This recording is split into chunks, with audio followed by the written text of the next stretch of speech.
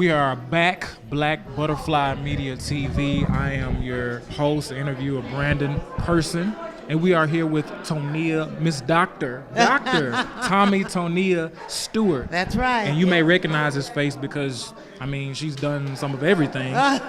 In the Heat of the Night, she's had numerous other shows, Time to Kill. Yeah. I remember you were Jimmy Lee, is that right? Jimmy, Yeah. what was his name? Carly Haley. Carly. When I you remember. said Jimmy Lee, threw me. That was my first introduction to Matthew McConaughey, and I knew then. I said, "This guy is somebody." Yeah. He probably was acting already before, but I was like, "That guy is somebody." I think he had done a couple of small movies before that, and that was his first major role. And he had done theater too, right? Oh, yeah. Joel Schumacher said that he was going to, launch that career for everybody, and he did. And he now had we an know who he is. all-star cast with that. He did, and of course, the guy who's been in everything, Samuel Jackson. Oh, my goodness, really, yeah. You know what I mean? What can you say? You had a whole slate of fantastic people in the show. Fantastic is not even the word. And Samuel Jackson is a prize. He really is. Yeah. He needs to come to Jim. Memphis sometime. He really does need to come. Well, he's from Nashville. He is. I didn't know that. Yeah, he's from Nashville. Okay, I think I heard him interview say the other day. Morehouse man. Yeah, see, talented. So you also did In the Heat of the Night. Yeah, In the Heat of the Night, working with Howard Rollins, Denise Nicholas, and Carol O'Connor. Yeah. And Crystal Fox, who's now doing extremely well on the Have and Have Nots. Yes. I'm glued to the set every Tuesday night. Haven't, unfortunately. Y'all can beat me up if you want to. I haven't seen it yet. Oh, you've missed it. I know. I was just looking It's today a like wonderful everybody's show. seen it but me. Yeah. It's a wonderful show. Really, Tyler Perry's doing some real good work. Yeah, he is. He's doing some good work, and he's being creative, and he's telling the stories the way he wants to do Exactly. it. Yeah, it has all these funny twists to all of these characters, and Crystal is holding her own. I love it. Love it. Absolutely. So one of the questions I try to ask, and you can elaborate even more, but tell us kind of how did you balance being, you're an actress, producer, writer, all those different things. How did you balance that with regular life when you started all that time Well, ago? I've always done simultaneous careers as an educator in higher education, working at Jackson State University for 20 years, and now at Alabama State University in my 26th Well, that's a good year. job to have while you're doing trying to make it in this business. So that's good. Well, yeah, my family always encouraged us to get educated. Right. Make sure that you go to school and go as far as you can and get as much as you can, because the more you know, the further you'll go. Right. So at the same time, my love for performing and God opening the door for me to perform, because I really didn't go out looking for it. The opportunities just came, and when the opportunities came, I've learned that whenever a door opens, you step into it. I've heard that's a recurring theme. I've talked to a couple people over the past couple years, and even Miss Cobb talked about that. The door opening, if you will, God opening the door. I mean, it's a thing. I hear so many actors say that same thing, and I really believe him, because I feel like, just like myself, I just kind of got in the theater 3 years ago, but I wasn't looking for it at all. It just fell in my lap. And one person that I already knew from college, it just opened. The door was open. I said, "Oh, I'm supposed to go in this," and I did. Yeah, you're right. And I asked for guidance. So that's a big and key thing that I think we should all kind of look at. Yeah, when we start thinking about, I want to be a star, when you start talking about, I want to be as good as, I want to be better than, then that's a danger zone to me. Yeah. I think you're honing your craft, learning what you can, gaining as much confidence as you can, and validating yourself as much as you can. When you wait on somebody else to validate you, your time to get to the door is going to be delayed, because many times people don't have your interests at heart. You have your interests at heart. So your interest is to better yourself. Your interest is to trust yourself. Your interest is to sharpen your tools. So you're a singer. Then sing as often as you can. Make that whole experience something that will help somebody. Yeah. And don't do it just for you. Because when you do it just for you, the world is bigger than you. And there are children and there are people that really need someone to bless them with the talent of their voice. I think about Tamara Mann. Tamala Man? Yeah, Tamala Mann. Oh, yeah. When she Good sings, you're filled with that hope. The same thing with any of the artists that we've had, and the many that we've had and they've gone on. They all made an impact on us. We mourned when we lost Prince. We hurt when we lost Michael Jackson. Whitney. We grieved when we lost Whitney because they were so dynamic. Yeah. And they were not just dynamic in being that person, but they were dynamic in creating and using the gift that God gave them. And that gift took them to great heights. It did. Yeah, and I don't think when Michael, as a child of his own, was saying, I'm going to be a star, he was doing what his daddy told him to do. He said, you can sing, now you go over there and you sing. And he'd have to do that. But in doing it and giving it his all, he was finally rewarded in so many ways. Right, and that speaks to a little bit of what we were saying earlier about walking through the door. You know, the door opens, but then you have to be a person of consistency, right? Right. Where you walk out every day and you're disciplined and you do it. Yeah, And yeah. the fruit of it, many times some people don't see it until later on. And sometimes you may not ever get the fruit. Right. You know, the fruit that we call the fruit. Right. The fruit is that the blessing that you had that opportunity. The fruit is the blessing that you had a chance to touch somebody, to share the gift that you have, to be a vessel and an instrument of God's peace, of His message. That's it. By your using what you have, by dancing. I mean, sometimes you wonder why so many of our great artists leave so early.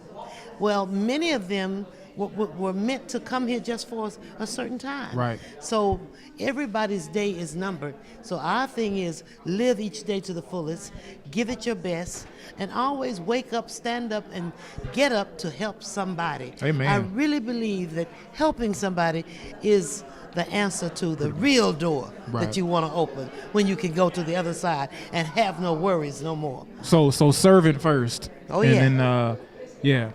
And you know, speaking of excellence, and you obviously have a passion for education because you're Yeah. a doctor. Yeah. You're Dr. Tommie Tonea Stewart. Yeah, you know what I'm doc- saying? Don't get it twisted. She's an actor. She does all that, but she is passionate about education, and you're I a earned the doctorate. PhD from Florida State University in Tallahassee, Florida. I learned at the time, to show you how silly I can be, I didn't know that I was the first African-American female to earn a PhD in theater. I read that. That's powerful. I didn't know it when I Very was doing powerful. it. I was doing it so that I could be in a better position to do my job at Jackson State, Amen. to do the work that I was involved in, touching the lives of young people. Some people say, yeah, well, you're not as rich as so. You don't know how rich I am. You don't know what I call rich. Right. Because to me, the richness comes from the joy that I get from what I'm doing. So there I was studying, learning, and preparing myself to go back and help somebody else. At the same time, I was making history and didn't know it. Man, and there's so much that I want to say and ask. I don't know if we have the particular time, but one of the things that I was thinking about is the fact that you not just education and acting and theater, but the fact that you're giving back, and the fact that you talked about the passion and giving like, but you're being honored for a Gyneka Award. I was told it's Gyneka. I called it something else, and that wasn't what it was. I was completely wrong. Thank you, I'm glad Ms. you Rubio can Gray. pronounce it. Thank you, Ms. Rubio Gray, for correcting me.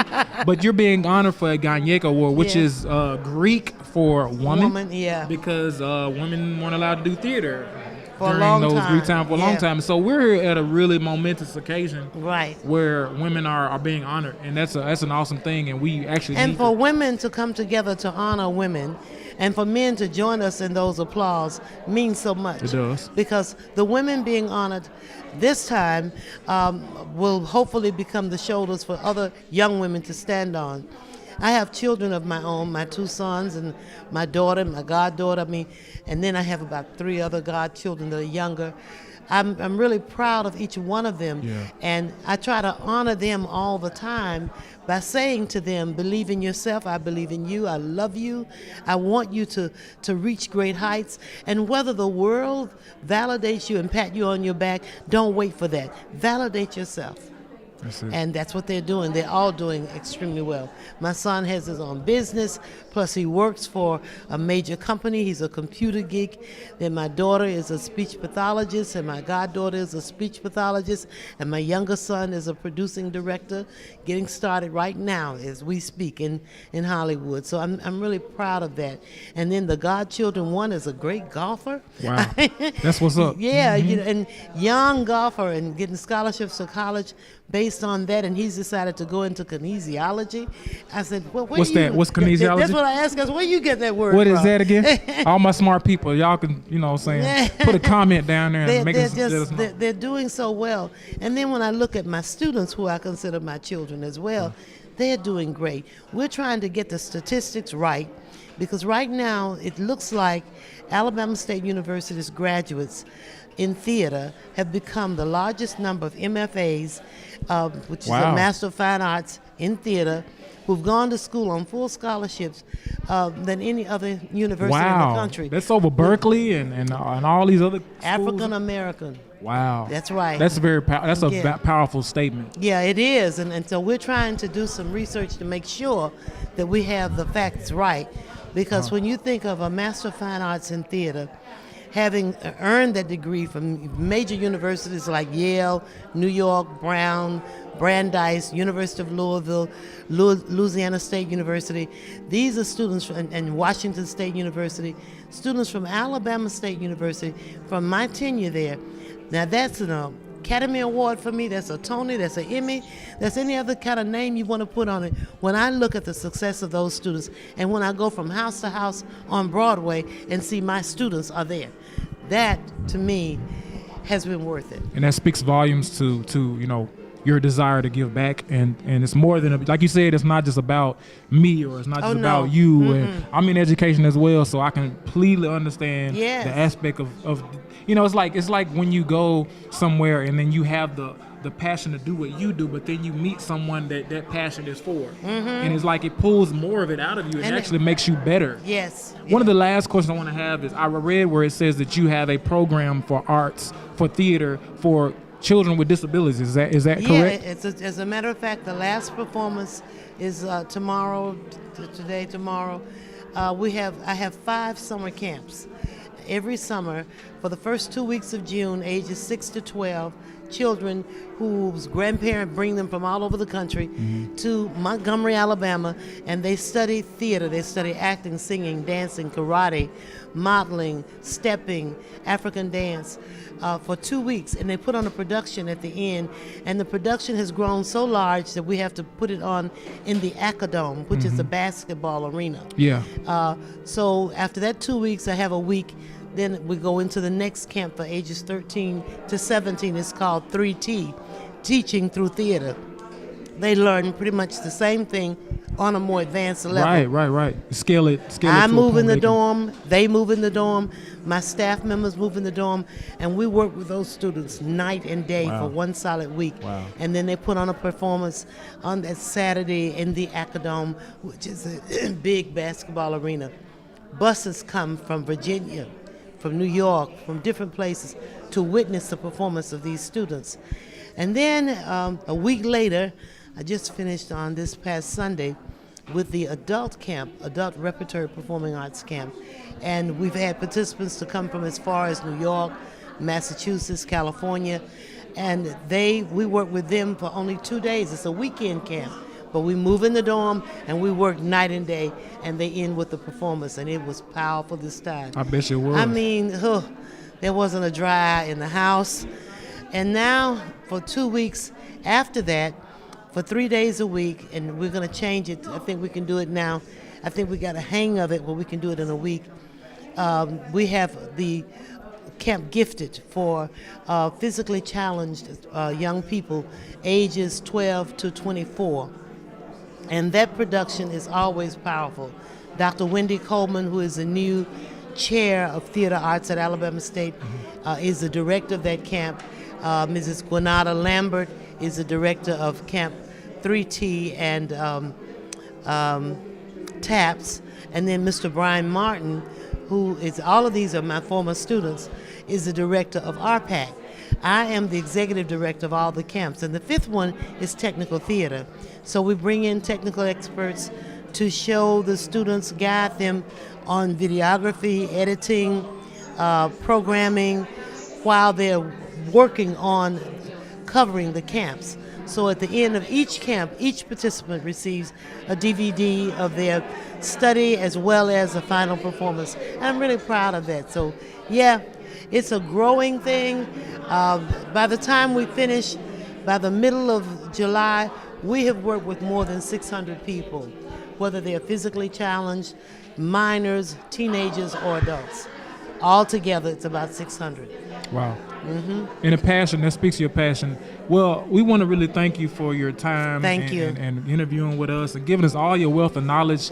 We are Black Butterfly Media TV. I am Brandon Person, your host, interviewing Miss Tonea, Dr. Tommie Tonea Stewart. Yes. We'll be back. You guys stay tuned with us. Thank you. All right.